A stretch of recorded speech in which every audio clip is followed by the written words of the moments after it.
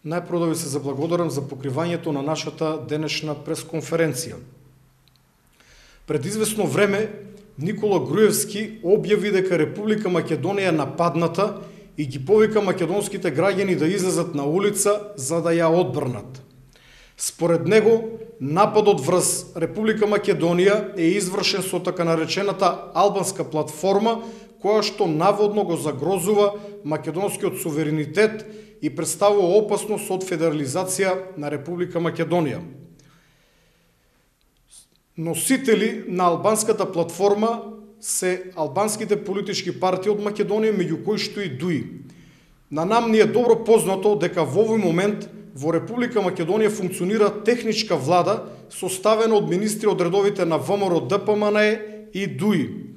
Значи, во исто време, додека Никола Груевски ги повикува граѓаните да ја одбрнат Република Македонија од нападот од тиранската платформа, во исто време е во коалиција со партијата која што е носител на оваа платформа, а тоа е политичката партија ДУИ. Затоа, во оваа прилика го повикуваме Никола Груевски како лидер на ВМРО ДПМНЕ, го повикуваме Емил Димитриев како премиер на сегашната техничка влада, но и сите министри од редовите на ВМРО ДПМНЕ и нивните коалициони партнери да дадат неотповиклива оставка и да престанат да бидат во коалиција со оние кои што во овој период, според Никола Груевски, ја напаѓат Република Македонија и се закануваат со федерализација. Доколку 1/3 од владата, односно од министрите во владата, поднесат оставка, тогаш собранието е должно да избере нова влада, односно да спроведе постапка како за избор на нова влада.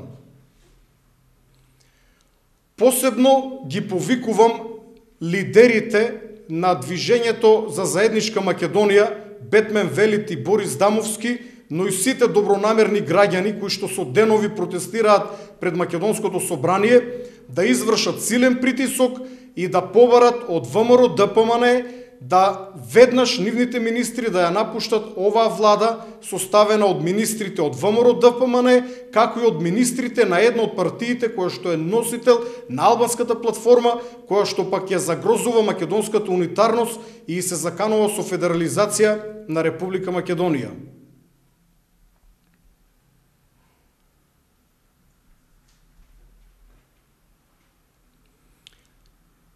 Во ова прилика би сакал да укажам само на уште еден момент. Така наречената албанска платформа е политичка платформа. Тоа не е платформа или мировен договор кој што потекнува од војна. Затоа, нејзиното спроведување зависи исклучиво од политичката волја на политичките партии кои што ќе ја чинат идната влада на Република Македонија. Зоран Заев беше јасен дека ниедно барање од така наречената албанска платформа, која што излегува од рамките на Уставот или која што се коси со потребите на граѓаните на Македонија, нема да биде имплементирано во закон. Но дури и да сака, доколку СДСМ се обиде на мала врата да протне низ собранието некаков закон со кој што ќе биде загрозена македонската унитарност, тогаш на ВМРО ДПМНЕ како силна опозиција и стојат повеќе легални алатки со кои што може да ги закоче ваквите закони. Деновиве сме сведоци како ВМРО ДПМНЕ ја кочи работата на собранието за избор на комисија, за избор на само една комисија. ВМРО ДПМНЕ со ова темпо може собранието да го закочи неколку месеци.